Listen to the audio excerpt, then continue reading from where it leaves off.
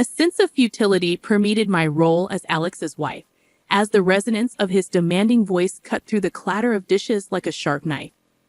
"Era, bring me some tea now," he commanded, impatience evident in his incredulous tone. My hand, immersed in soapy water, hesitated. "Hold on, I'm doing the dishes," I responded. His disdainful interruption came swiftly. "Stop that and bring me the tea quickly. Can't you follow simple orders?" I started to explain, only to be met with a harsh verdict. "What a useless wife you are. Make me some sweet coffee, please." Mrs. Whitmore, my mother-in-law, voiced her opinion from the living room, devouring a slice of cake taken from the fridge, her eyes gleaming with malice. A sigh escaped me as I glanced at the towering pile of dishes. "There are so many. Leave them for later. Just do what we say, useless wife." Alex's voice lashed out like a whip, each word stinging. I, Era, a 28-year-old working mother, found myself ensnared in a life that resembled more of a prison than a home. Married at 23, my hope for love and companionship had given way to the overbearing presence of Alex and his demanding mother. Our 4-year-old son remained the sole source of joy in my bleak world. Living in Alex's parents' house, a decision forced upon me after my father-in-law's passing, felt like a perpetual struggle. Initially sympathizing with Mrs. Whitmore's supposed grief, it soon became apparent that I was nothing more than a pawn in her cruel game of domestic tyranny. Cooking, cleaning, working, my efforts were never enough. Meals were either left untouched or criticized harshly. "The stir-fry is so half-hearted," Mrs. Whitmore would scoff. "I'm busy and can only make simple things," I'd respond, attempting to keep my voice steady. "That's why I hate backtalk from a daughter-in-law," she'd snap. Their cruelty escalated over time, shifting from harsh words to a chilling silence, ignoring me entirely as if I were a ghost haunting my own home. 5 suffocating years passed, and as Alex and I turned 35 and 33 respectively, the oppressive atmosphere remained unchanged. My mother-in-law, now 63, seemed to thrive on my misery. One evening, as I trudged home from work, a heavy realization settled over me. My existence seemed pointless in their eyes, a shadow unseen and unheard. The only voice that acknowledged me was that of my son, and the thought of losing even that small recognition became unbearable as I returned home. I initiated the cooking process immediately, attempting to push away the gloom that had settled in. I prepared mapo tofu, fried chicken, and a stir-fry with bell peppers and pork, hoping to infuse some semblance of normalcy into our dinner. "Bring me the mayo," Alex abruptly commanded, breaking his long silence. "Sure, here you are," I replied, handing him the mayonnaise. His first words to me in ages were not of gratitude or conversation, but a mere order. It proved to be the final straw, the breaking point of my patience and tolerance. The evening took a turn for the worse when Mrs. Whitmore demanded, "Clean the toilet." "What now?" I gasped. "Yes, now," she insisted, her voice dripping with venom. Unable to contain my frustration, I snapped back. "Don't say such a thing while we're eating. It's nasty, just like your heart," she hissed. Our argument escalated quickly, with Alex interjecting, demanding I apologize to his mother. However, I refused, standing my ground for the first time in years. The conflict reached its peak, and in that moment, a decision crystallized within me. I needed to escape this toxic environment, not just for my sake, but for my son's as well. Retreating to my room, my resolve hardened. I downloaded divorce papers, filled them out, and slammed them in front of Alex. His shock was palpable, but I felt nothing but a cold determination. "I'm filing these," I declared, my voice steady. Facing my husband's bewildered expression, I realized I had finally stepped out of the shadows. It was time to reclaim my life. The days following my declaration of divorce were a whirlwind of cold glares and biting remarks. However, amidst this storm, I found an unfamiliar sense of liberation. One evening, as I served dinner, Mrs. Whitmore looked at the meal with disdain. "You call this food? Even a child cooks better," she remarked. Biting my tongue, I focused on my son's smiling face, and Alex chimed in sarcastically, "Oh, playing the perfect mother now, are we?" What a joke. I sensed the anger simmering within me, yet I maintained my composure. I'm just trying to make a nice dinner for our son, I stated calmly. Mrs. Whitmore snorted dismissively, saying, Don't act high and mighty. You're just a burden in this house. The tension at the table became palpable, with Alex's attempts to belittle me only intensifying. So, Era, have you thought about how you'll survive after the divorce? You can barely keep a house, let alone your own life, Alex remarked. I looked him straight in the eye, asserting, I have been supporting this family for years. I'm not worried about taking care of myself and our son. His smirk faded slightly, a flicker of unease crossing his face. Mrs. Whitmore quickly intervened, saying, Don't be absurd. You need us more than we need you. The conversation turned to finances, a topic they usually avoided. You do realize that without my salary, this household would crumble, I stated, more to myself than to them. Mrs. Whitmore scoffed, claiming, We'll manage. We don't need your pity money. However, Alex's silence spoke volumes. He knew the truth. Without my income, they would be in dire straits. In the following days, their behavior became increasingly erratic. Mrs. Whitmore oscillated between trying to sweet-talk me into staying and hurling insults when I didn't comply. Alex, on the other hand, seemed lost, his arrogant facade crumbling as the reality of his financial dependence became undeniable. One afternoon, I overheard a conversation between them that chilled me to the bone. She can't leave us like this, Alex hissed. We need her money. Mrs. Whitmore's reply was cold and calculated. Don't worry. I have a plan. We'll make her life so miserable she won't dare to leave. Hearing their true intentions laid bare was a revelation. They didn't care about me or our son. It was all about control and money. That night, as I lay in bed, a plan began to form in my mind. If they wanted a battle, I would give them one, but it wouldn't be fought with words or petty arguments. I would get them where it hurt the most, their pride and their pockets. The next morning, I started putting my plan into action. I contacted a lawyer, a sharp and renowned woman. I want a divorce, and I want to make sure they don't get a penny more than they deserve, I told her. She nodded, her eyes glinting with determination. We'll make sure of that. You've been the sole breadwinner, right? We'll use that. As the days passed, my resolve only grew stronger. I embarked on the task of documenting everything. The insults, the financial manipulation, even the smallest grievances. It was time to turn the tables, time for them to face the consequences of their actions. As I built my case, a sense of empowerment filled me. For the first time in years, I felt like I was in control of my own destiny. The shadows of discontent were slowly lifting, and in their place, a new dawn was emerging. As the divorce proceedings began, the atmosphere in the house grew increasingly toxic. Yet with each passing day, my sense of fear diminished, replaced by a steely resolve. One evening, Mrs. Whitmore tried a different tactic. Alara dear, why don't we forget all this nasty business? You know we're family, her words dripped with insincerity. I met her gaze unwaveringly. Family doesn't treat each other the way you've treated me, I responded. Alex, who had been quietly observing, scoffed. Oh, playing the victim now. You're not as innocent as you pretend to be.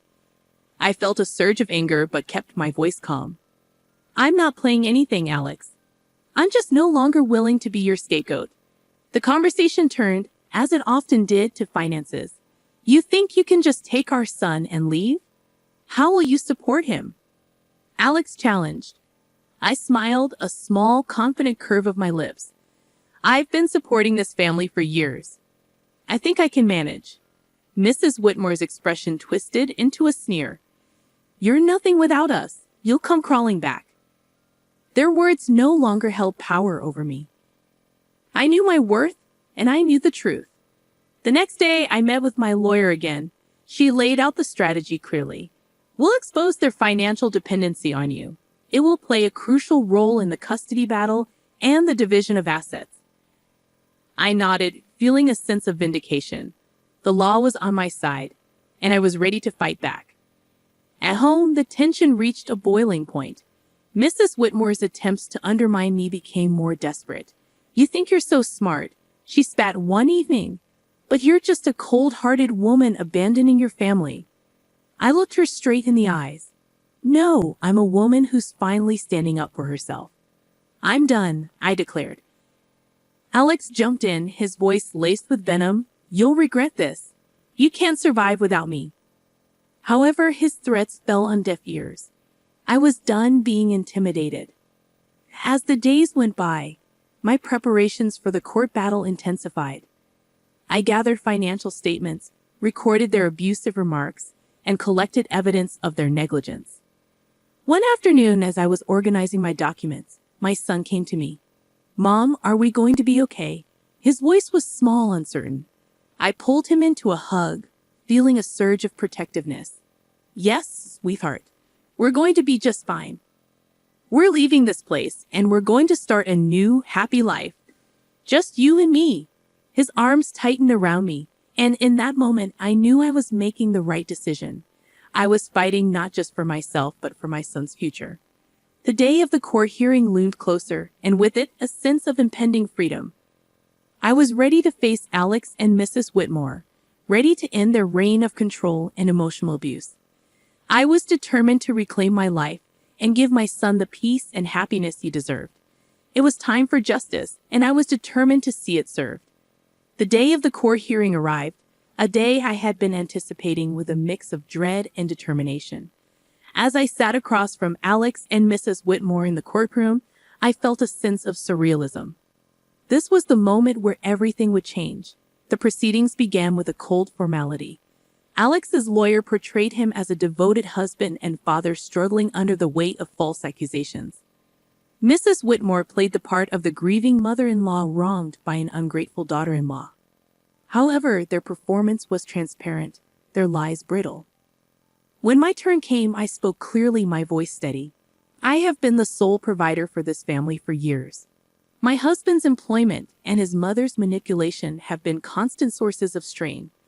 Alex interjected, his voice laced with false hurt. Alara, how can you say these things? I've always supported you. I turned to him, my gaze unwavering. Support is more than just words, Alex. It's about actions, and your actions have shown nothing but selfishness and cruelty. The judge listened intently as I presented my evidence. Financial statements, recordings of their verbal abuse, and testimonies from neighbors who had witnessed their behavior. The truth was undeniable, and as the evidence mounted, Alex's facade began to crumble. Mrs. Whitmore's composure cracked, her mask of innocence slipping away. The courtroom was silent, the air thick with tension. Then came the revelation that sealed their fate. My lawyer presented photographs and documents proving Alex's infidelity and Mrs. Whitmore's illicit affair with a wealthy neighbor, Mr. Harwood. The courtroom erupted in murmurs as the images were displayed, showing them in compromising positions. Their deception was laid bare for all to see. Alex's face turned ashen, his eyes wide with shock. Mrs. Whitmore's expression twisted into one of fury, her hands trembling. You invaded our privacy. Mrs. Whitmore shrieked, her voice shrill. I looked at her, my voice calm but firm. No, I exposed the truth, a truth that you both have been hiding for too long. The judge called for order, but the damage was done. Their credibility was shattered, their lies exposed in the harsh light of the courtroom. As the hearing came to a close, the judge's verdict was clear. I was granted full custody of our son, and a fair division of assets was ordered. Alex and Mrs. Whitmore were left with little more than their shattered reputations. Walking out of the courtroom, I felt a weight lift off my shoulders. The years of manipulation and emotional abuse were finally over. I had stood up to my oppressors and emerged victorious. The sweetest moment came when my son ran into my arms outside the courthouse, his face bright with relief and happiness. We did it, Mom, he said, his voice filled with joy. Yes, we did, I replied, holding him close. We're free now. It's just the beginning for us. As we walked away hand in hand, I knew that this was not just a victory for me. It was a victory for every person who had ever been made to feel small, powerless, or unworthy. It was a victory for truth and justice, the start of a new chapter filled with hope and the promise of a brighter future. The aftermath of the court ruling was immediate and tumultuous. Word of Alex and Mrs. Whitmore's deceit spread like wildfire, tarnishing their reputations in our small community. They were no longer able to hide behind their facade of respectability. In the days following the verdict, societal judgment and consequences awaited them. I concentrated on rebuilding my life with my son, finding solace in the satisfaction that Alex and Mrs. Whitmore were facing the consequences of their actions. One evening, as I prepared dinner, I received an unexpected visitor, Mrs. Harwood, the wife of Mr. Harwood, with tearful eyes. "Alara, I heard about everything. I can't believe what Sylvia, Mrs. Whitmore, did." Her voice broke, and the pain etched on her face was evident. Inviting her in, I offered a cup of tea, and as we sat at the kitchen table, she poured out her heart. I trusted her as a neighbor, as a friend, and to think she was having an affair with my husband, she said. I listened, offering words of comfort. It was clear that Mrs. Whitmore's actions had caused more damage than she had ever anticipated. The next day, I encountered Alex in town. He was a mere shadow of the man he once was, his arrogance replaced by a look of defeat. "Alara, please, can we talk?" he asked, his voice barely above a whisper. I stopped, facing him. "What is there to talk about, Alex?" He fidgeted, unable to meet my eyes. "I am sorry for everything. I didn't realize how much I depended on you, on your strength." His apology, though late, was a testament to the shift in power. He had lost everything: his dignity, his home, his family. In that loss, he had finally recognized his own faults. However, it was Mrs. Whitmore who faced the harshest backlash. Her affair with Mr. Harwood had not only ruined her reputation, but had also led to legal troubles. Mrs. Harwood had filed for divorce and was pursuing a lawsuit against her for alienation of affection. I heard about Mrs. Whitmore's plight from neighbors, the whispers and rumors painting a picture of a woman undone by her actions. She had become an outcast, shunned by those she had once considered friends. One afternoon at the grocery store, our paths crossed, and for a moment, our eyes met. The look of resentment and defeat in her eyes was unmistakable. "You did this to me," she hissed under her breath as she passed by. I watched her go, feeling a mix of pity and vindication. "No, Sylvia, you did this to yourself," I whispered to myself. The tides of justice had turned, and the consequences of their actions were now inescapable. Alex and Mrs. Whitmore were living the life they had crafted through years of deceit and manipulation, and as I watched them struggle with the aftermath, I knew that the best revenge was living well, free from their toxic influence. Turning my focus back to my son and our new life, I realized that this was not just a story of revenge. It was a story of liberation. It was about breaking free from the chains of abuse and control. As I looked to the future, I knew that the best was yet to come.